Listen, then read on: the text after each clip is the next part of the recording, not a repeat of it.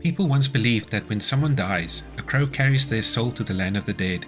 But sometimes, something so bad happens that a terrible sadness is carried with it, and the soul can't rest. Then sometimes, just sometimes, the crow can bring that soul back to put the wrong things right. 30 years ago, we witnessed a film of intense love, horrific wrongdoing, and supernatural vengeance.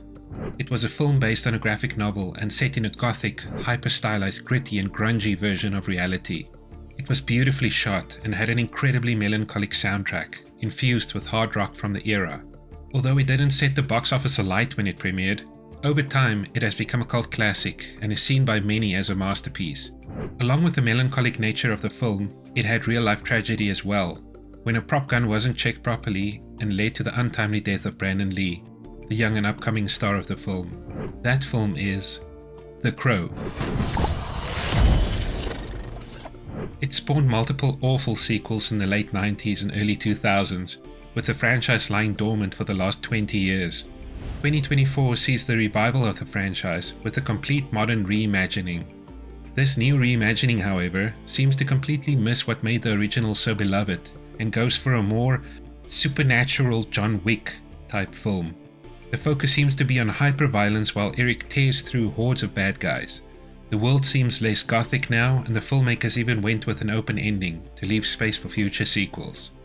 Will this new film succeed where the other sequels did not? I don't think so, but I guess time will tell. So, let's rather focus on the classic that started it all. We start off at a crime scene with a lot of activity. It's the Devil's Night, the night before Halloween. We figure out that a man was murdered and a woman who was violently raped is on her way to the hospital, but most likely won't make it.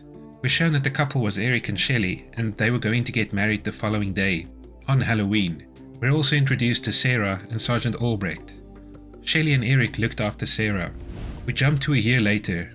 Sergeant Albrecht has since taken Sarah under his wing. The mystical crow resurrects Eric to set the wrongs that were done to him and Shelley right. A chance for vengeance. The crow acts as Eric's guide here in the land of the living.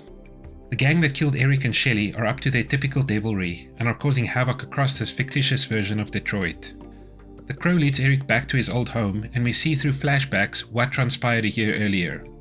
It was humiliating, violent, cruel.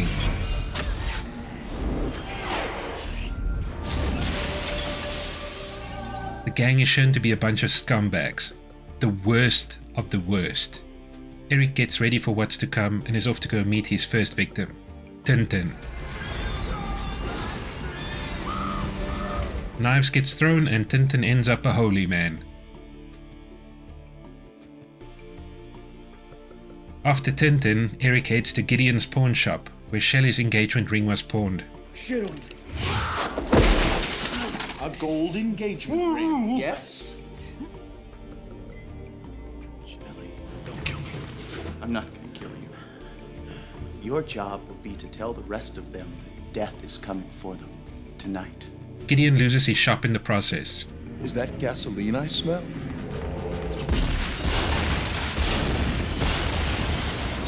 Eric and Albrecht meet for the first time. I said don't move. If you move, you're dead. And I say I'm dead.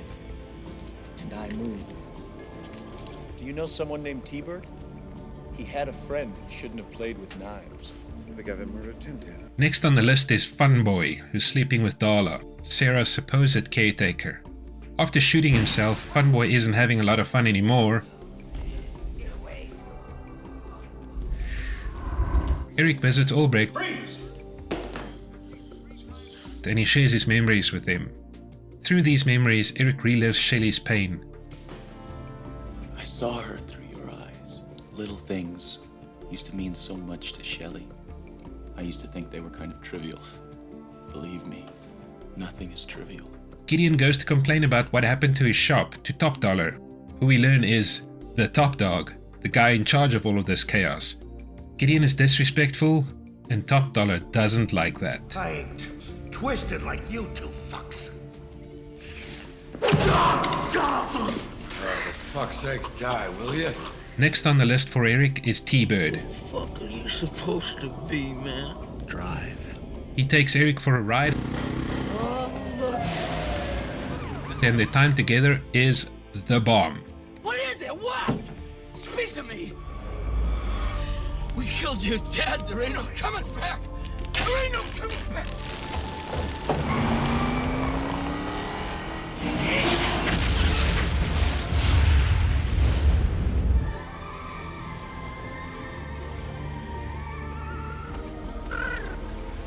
Eric reconnects with Sarah in a heartwarming moment. Top Dollar is tired of this and gets all his guys together to go hunt Eric. Gentlemen, Eric, though, saves them the trouble and crashes their meeting. I just want him. All you can have. I see you have made your decision. Now let's see you enforce it. kill him!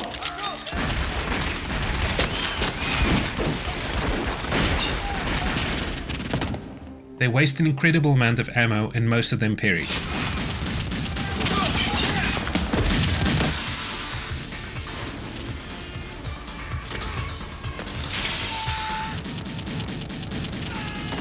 Skank takes flight after Eric throws him out of a window. Guess it's not a good day to be a bad guy, huh, Skank?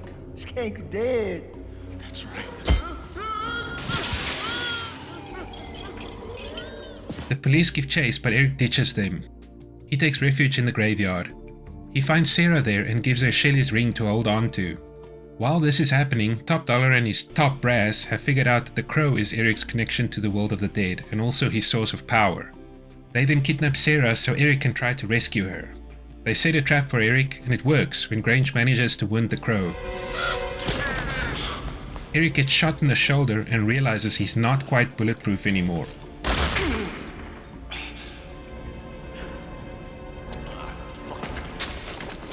Albrecht joins Eric and they try to rescue Sarah.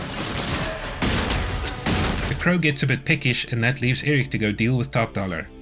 As you'd expect from a film like this, the final boss fight happens on top of a gothic old cathedral, at night, in the rain. Top Dollar is a dick, but Eric shares a few memories with him and lets him go.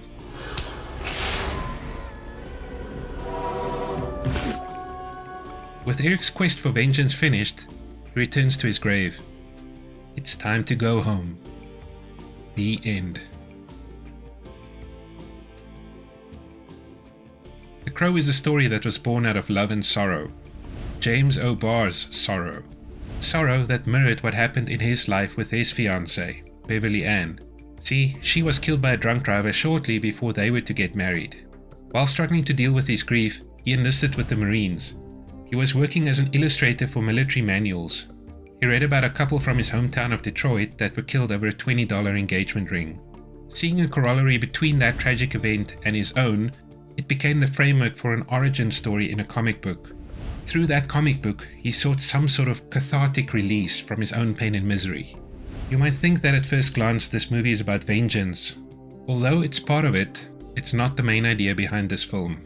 In a weird and messed up way, it shows that love conquers all and that true love is forever. It's ultimately a love story. It shows that a love so strong between two people, torn apart by such intense violence and malice, can be so powerful that it could transcend death and put those evils to right. Its symbolism definitely has elements of the Messiah story. The world created, almost torn directly from the comic book pages it's based on, feels gritty and gothic and lived in. There's almost no clean spaces in the cesspool and the weather is almost always stormy and brooding. It feels a bit alien, but also familiar. It's hellish, a dark and more sinister version of our world. That uniqueness and place out of time feel is a big part of what helps this film hold up 30 years later. Along with the production design of the film, the color grading was exceptional. Alex Proyas, the director, wanted to shoot the whole film in black and white, but executives weren't having it. So they employed some color grading tricks to mute out most colors and get the film to look as monochromatic as possible, except for the vibrant reds and yellows and oranges. Blue was only ever seen in flashbacks. The editing and pacing is mostly good. At 100 minutes, the story doesn't overstay its welcome. It tells its story with efficiency, carrying the narrative forward without ever feeling rushed or dragging. We get enough details shown to us to be able to put the story together without having to waste time in over-elaborating things. Part of this hyper-reality created for this film are the characters. The villain and his henchmen are so cartoonishly evil that you cannot but root for them to get their comeuppance. With names like Tintin, Funboy, T-Bird, Skank, and top dollar, you know things are going to be exaggerated. The casting for each of them was absolutely spot on. Proyas did a masterful job at directing this film, from bringing the pages of James O'Barr's comic to life, to the design of the world and the characters, to telling the story in such an affecting and touching way, all on a minuscule budget. He also managed to produce some of the greatest scenes in cinematic history. The scene where T-Bird knows he's about to die is incredible. And then capping that off with Eric lighting up the huge crow figure in flames is just so iconic. But by far the most outstanding element of this film was Brandon Lee. He absolutely embodied the character of Eric.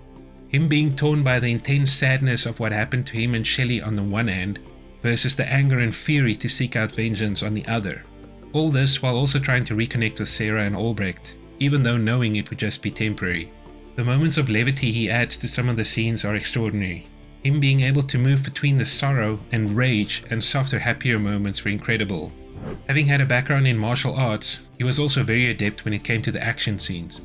His untimely death during production, also shortly before he was to be married to Eliza Hutton, added an extra layer of mystery to the enigma that was the Crow, the torn symbol of sorrow and justice.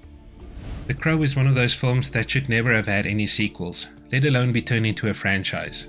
The fact that sequels keep being pushed out and that the new film has plans for even more sequels shows how little the filmmakers know about what made the original great, and one of my all-time favorite films. It's one of those rare greats that has since passed into legend, cementing Brandon Lee as the star who never was. It absolutely has to be experienced. Anywho, that's me signing off.